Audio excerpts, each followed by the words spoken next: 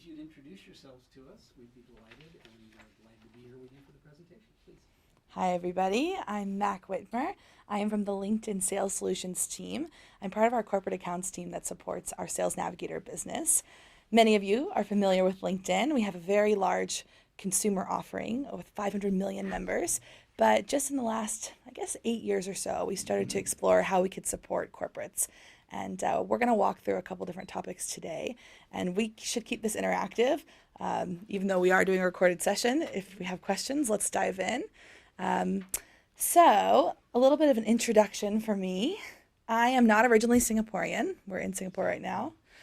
I'm originally from San Francisco and moved to Singapore 2.5 years ago with LinkedIn, and have been with LinkedIn for 4 years. I just celebrated my 4th year this weekend with LinkedIn. So a little bit of an agenda for us today. We are going to do an introduction to LinkedIn, a little bit of an overview. Then we'll dive into LinkedIn best practices for the profile. Ultimately, as you start to use LinkedIn as a tool to engage clients, I think you have to start with the basics of the profile, because quite simply, if you have a really crappy LinkedIn profile, any outreach you do on the network is going to be lessened and not as impactful. So we're going to spend a few minutes diving through what makes a good LinkedIn profile. And then we are going to jump deep into Navigator, and I'm going to go live, which will be an interesting experience navigating a live demo with this. But there's a couple new functionalities of Navigator that we're going to look into. One is called Point Drive. I see some heads nodding, but Point Drive was an acquisition LinkedIn made last year, and we integrated it into the Navigator product suite this year. For Asia, it just rolled out in May. So if you've been on the Navigator platform for a while, this will be new. And then we're going to have a look at the Salesforce integration as well, because I know that's a hot topic for the room. Any other topics that we want to cover today in the session before we dive in? Okay. So we always start every introduction with really honing back into what the vision of LinkedIn is. A lot of people think of LinkedIn actually as a place to just upload your CV, maybe when you're job hunting, where you go when you are looking for your next position. But ultimately, the vision of LinkedIn is to create economic opportunity for every member of the global workforce. And that vision comes to life really by product of how we connect the world's professionals and ultimately make them more productive and successful, whether that's by helping them find a new job, whether that's by helping them build a network to find mentors, whether that's even helping them engage with content that's going to make them more successful in their day jobs. But this comes to life as well in something called the economic graph. You probably have heard of this graph conversation before. I've heard that Facebook wants to build the social graph, Twitter wants to build the interest graph, Google is building the search graph. LinkedIn has decided we want to build the economic graph. We think we're pretty uniquely positioned to do it because for the first time, we have all of this data about the world's economy and professionals, what people are studying and what jobs they're taking after that, what executives are doing and what paths they've taken, who they're connecting with, who their businesses are hiring and growing and expanding. So I think it's the first time that all this data has actually been collected in a living, breathing ecosystem. And so our graph is being used certainly for interesting ways for business, which we're going to talk about, but I'll even share with you, it's being used quite interestingly by governments as well. We've started to expand our public policies partnership to look at how can we support different government initiatives to use LinkedIn data, sometimes as a replacement for like census data, and other times for even more interesting initiatives.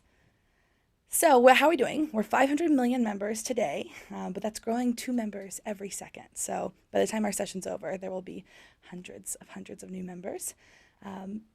Since I'm American, a lot of questions out here are people asking me, well, how is it looking internationally?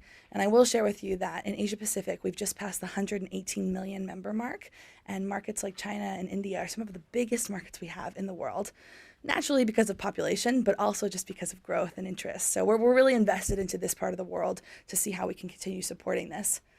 So all these members have proven a very interesting business opportunity for people like us in the room, really in 3 major areas. The first was hiring. So LinkedIn's very first business line was helping businesses find talent for their company. And many of you probably would have seen job postings on LinkedIn, or maybe some of you maybe even got your job because of LinkedIn. This was really the bread and butter of our first offering to corporates. Then came advertising. Like any social media, we have an advertising strategy. More recently, we've really leaned into something called content marketing, which All of us are nodding. We know this is the newest thing, and this concept of how do we integrate native content that's natural and organic and very targeted to users. Now, the third area and why we're all here today is how do we help with sales? So a little bit of background to this. LinkedIn was doing an audit of who are LinkedIn's most engaged members on LinkedIn. And we thought it would be recruiters because they use it for their job. But ultimately, we actually found it was people in sales roles and client-facing roles who were the most active member segment on LinkedIn. And so LinkedIn thought, okay, how could we help build a product, a solution to help make this easier? Because LinkedIn.com in its essence wasn't made as a commercial platform. It's made to help you build your networks and made to help you represent yourself online. But there were limitations. And so thus came Navigator, and that's the business that we're supporting today, and that's the business that we're going to talk about. In the end, it's all about relationships with all these business, whether you're hiring new folks, whether you're marketing to professionals, or looking for them from a sales perspective. So that brings us to part 2 of today's segment. How do you begin with LinkedIn with social selling? And really the first focus is your professional brand.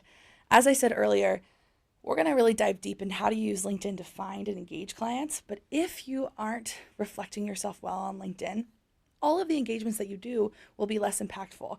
So really it starts with making sure that your LinkedIn profile represents the type of brand you want. So let's piece that together. Why does it matter? Some basic statistics here. We know that buyers are doing their research. This probably actually comes from trends in the consumer world. People like us who, the minute we go on vacation these days, we no longer go to a travel agent and say, that we have $5,000, we want to go to a beach. Tell us where to go. Now we are using social media, we're using internet, we're using all these sources to become very educated buyers. So I think all of these consumer offerings and consumer trends have shifted into B2B, and we're seeing that from all sorts of businesses. People are focusing on social media as a way to learn more. So if we know people are researching you, what are they going to find? And actually, if you want to do this with me right now or on the recording, I'd encourage you to do a Google search for yourself. Chances are your LinkedIn profile will be one of the first links that's going to come up amongst other social medias. But LinkedIn is certainly the most public-facing asset about you online when it comes to your professional branding. So let's break it down. What goes into a good LinkedIn profile? First things first, a picture. As I was looking at a lot of profiles in the room today, some of you have great pictures, some of you have no pictures. So if there's one tip you take away, add a picture to your LinkedIn profile.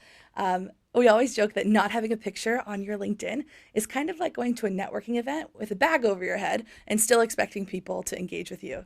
So take the bag off your head, add a picture. This is a very easy tip. The type of picture you add, equally important. We say as well as if you're not a sommelier, you don't need a glass of wine in your picture. If you're not a veterinarian, you don't need a cat. Like this is really where you want to have a relevant professional headshot. So that's pretty simple, but something that everybody can work on. The second area is always up for debate, so I'll let you guys come to conclusion on where you stand with this. It's the headline portion of your LinkedIn. So by default, it will be your current profile experience. So it'd say something like account manager or biz dev, whatever. At LinkedIn, we actually recommend that you customize this section of your profile to give a little more detail on what you do. So it could be something like, if you're with Up Your Service team, partnering with Singaporean organizations to up-level their service culture. I don't know.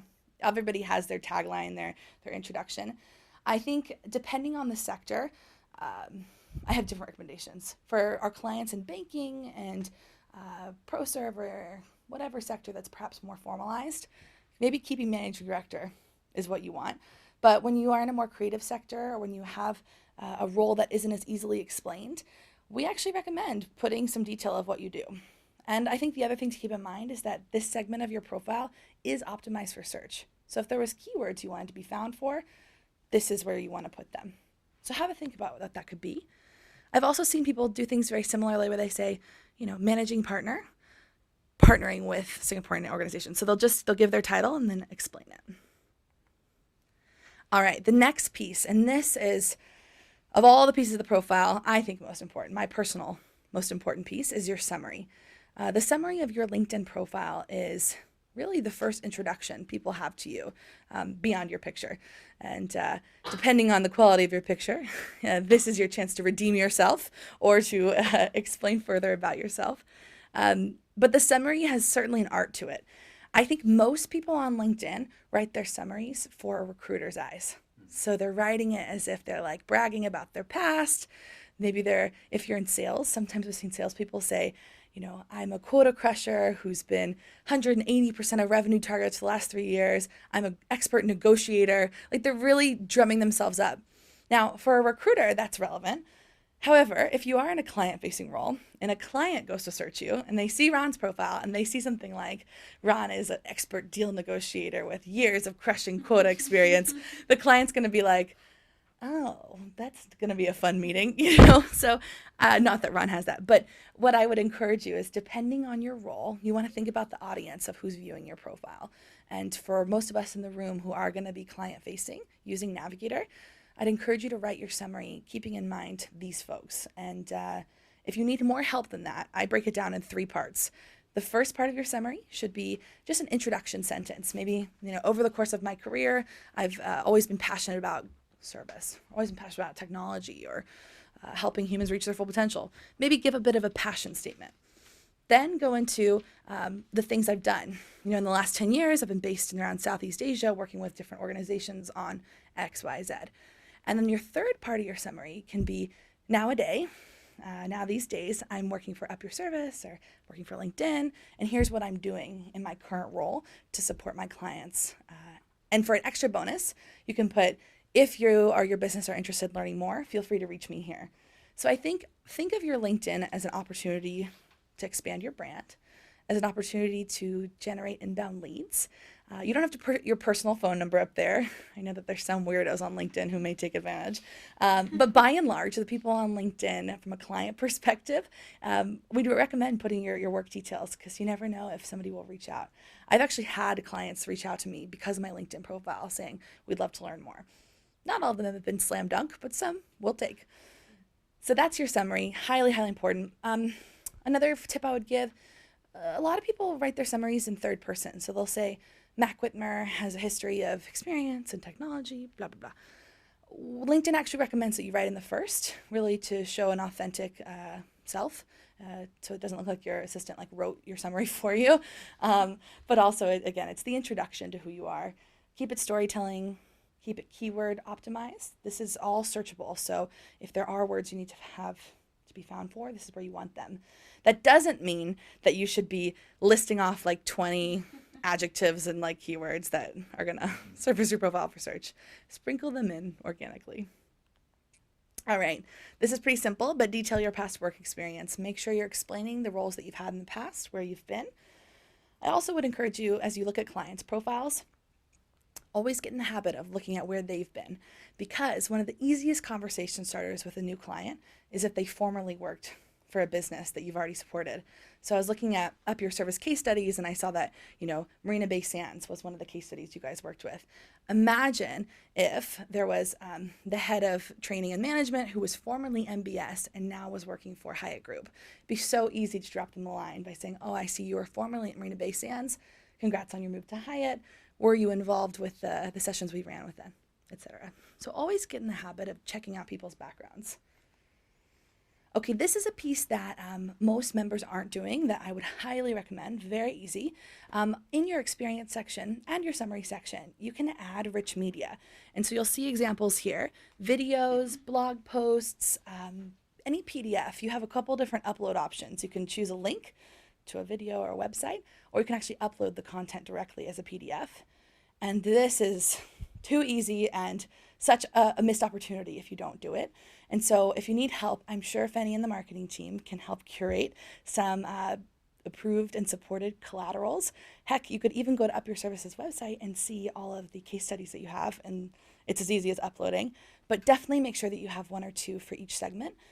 In your summary section, it doesn't all have to be related to your current role. I mean, I'd even recommend if you are, for example, really involved with your alumni group from uni, I don't know, and you've been featured on that, or maybe you're sitting on a board, feel free to put these kinds of things in your summary section just to round out your profile a little bit more to explain who you are. I have a client who is a managing director of a pretty big consulting firm, but he also is a big yogi. He loves yoga. And he was featured in Straits Times for how yoga helps him like balance out his life. And he scanned that Straits Times article and put it on his LinkedIn summary and couldn't think of a better use case. You know, you want to be detailing your story at large on your summary. Moving right along, we're almost done with this segment here. Endorsements, recommendations. Now, endorsements are kind of a hot topic with clients I work with because when LinkedIn first pushed them out, I think we were really encouraging. And I feel like every time you logged into LinkedIn, you saw something that said, "What does Mac know about PowerPoint?" And you'd be like, "Yeah, she knows PowerPoint. Yeah, she knows Excel." We were really encouraging members to endorse each other. And that might have yielded even some things that weren't as relevant. But now, the reason I plug this in here is because most members don't know, but you can edit this section. So go ahead and click in there, delete out the irrelevant endorsements. If somebody endorsed you for like Java coding and you don't know anything about that, delete it out. You can re-rank them, prioritize them, and do they matter? Well, they are optimized for search again. So especially for keyword searching, if there's things you want to be known for, this is the place to put them. And likewise, I would say that your top 5 matter. Make sure that the ones you're most endorsed for are relevant to you. Okay, include volunteer experiences and causes. I give this to you as a recommendation because it certainly helps your profile look more well-rounded. But I would also say that LinkedIn actually has offerings for nonprofits and NGOs and all sorts of organizations that are looking for pro bono talent and volunteers. So on your LinkedIn profile, you can actually segment whether you're open to doing freelance work or open to doing volunteer positions or even board positions. And so, you know, make sure you have the causes you care about listed so that they can find you. From a client perspective, though, anytime you see a prospective's client mention their interests and causes, if that overlaps with your personal interests and causes, very easy conversation starter.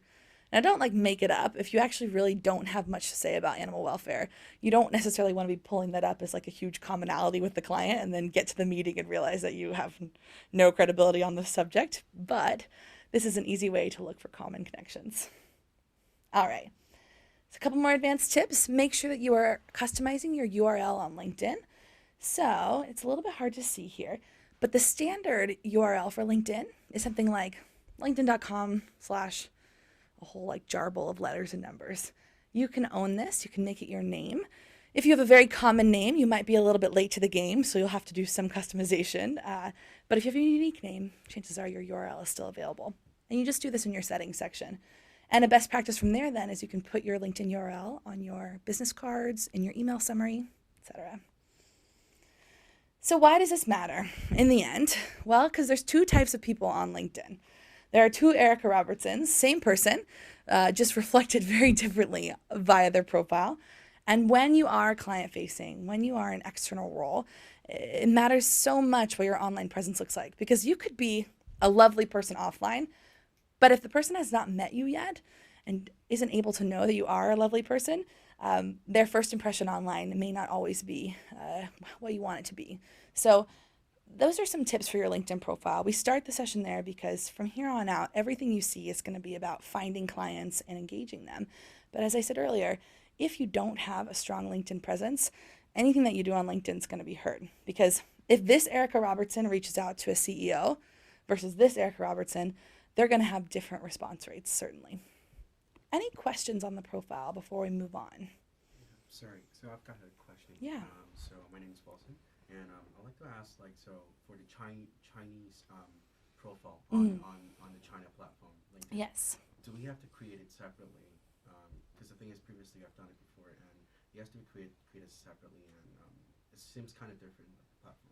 Great. So the question was about if you have a Chinese profile or if you have a different language profile, do you need to create a separate profile for different platforms?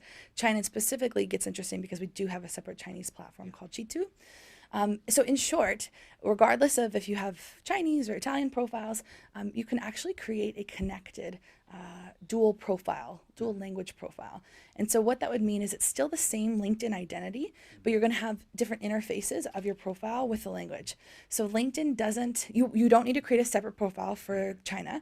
But what I will say is LinkedIn doesn't translate your English profile into Chinese, because who knows how we do it that. We always know these automatic translates don't work. So the way that you do that is in your settings section. You can also just go to help.linkedin.com and type in like dual language profile, because it's a little bit tricky to configure in your settings. But essentially what you'll do is you'll say, I want to create another profile language, and pick Chinese, and then you're going to be creating a blank template of a LinkedIn profile. So you have to recreate your LinkedIn. And then what will happen is, from a user perspective, if I'm in China and Chinese is listed as my language and I have a China profile language, when I find you, I'm going to be automatically seeing your China profile. So it depends on your settings. So for example, when I look at our president of China's profile, I see his English profile because I have English listed as my main language. For searchability, I know that sometimes that gets tricky. I had some Dutch clients who, for whatever reason, in Dutch, they were able to be found, but in English, they weren't as able to be found. So I don't have all the answers for searching. But yes, they're dual language profiles. They are not separate profiles. You don't create two different ones. They're still tied to the same LinkedIn member, just different language interfaces. Yeah. So help.linkedin.com to find out more. Good question. Any other questions? Sorry, I still have a couple more. Okay, yeah, no problem. So, what's the metrics that LinkedIn ahead. sorry. So, what's the metrics that LinkedIn looked at to get a person to become a power profile? So our all-star profile, I think, is our terminology, although we might change it quite a bit. So there's a measurement of profile readiness and completeness. Though I will say, let me say this, the all-star profile ranking is really used as a consumer module to encourage people to update. Don't take that like, you probably do have an all-star profile, even if you're not 100%. But the things that it looks at are things like, do you have a picture? Do you have a headline? Do you have a summary? Have you added rich media to your summary? Do you have endorsements? Do you have above a certain amount of endorsements? Do you have your university listed? It's really, are all the criterias that are available on your LinkedIn profile filled out? Maybe you got my question wrong. Okay. So, what I'm talking about is not the all-star level. I'm actually talking about how LinkedIn nominates their power profile for the year. Yeah. Thank you for clarifying. So the question about power profiles. Power profiles for LinkedIn are based off of who's gotten the most profile views. So every year, and this is only 2 years old, our consumer marketing team launched a global campaign where they looked at the most viewed profiles in segments and regions and industries. So this is just based off of inbound profile view amounts. And influencers. The influencer program on LinkedIn is a group of about 500 folks who are vetted and nominated by our editorial team out of New York. They are usually people that we've gone after to ask to be influencers, not vice versa. And it's a broad range of people. It's folks like Bill Gates, down to Shinzo Abe, down to thought leaders. And so it's quite broad. It's quite always changing. Influencers are expected to contribute articles at a certain cadence on LinkedIn. They partner with our editorial team to make sure that the content that they post is relevant and exciting. But the influencer group is a great way to engage with content of leaders that you may not normally hear from. But I will say, in the past, only influencers had the opportunity to blog on LinkedIn. And last year, we opened up the blogging platform to everyone. So anyone in this room is actually able to do long-form blog posting on LinkedIn. And so we've actually had a lot of members go very viral with the posts that they have and then get nominated to be influencers because of the viral following of their postings. Something to consider. Any other questions? Okay, let's move on to Sales Navigator. Part 3 of our session. So Sales Navigator, in short, is LinkedIn's solution for folks who are in sales, client-facing, biz dev, any roles that require you to build relationships, find net new contacts, expand into existing accounts.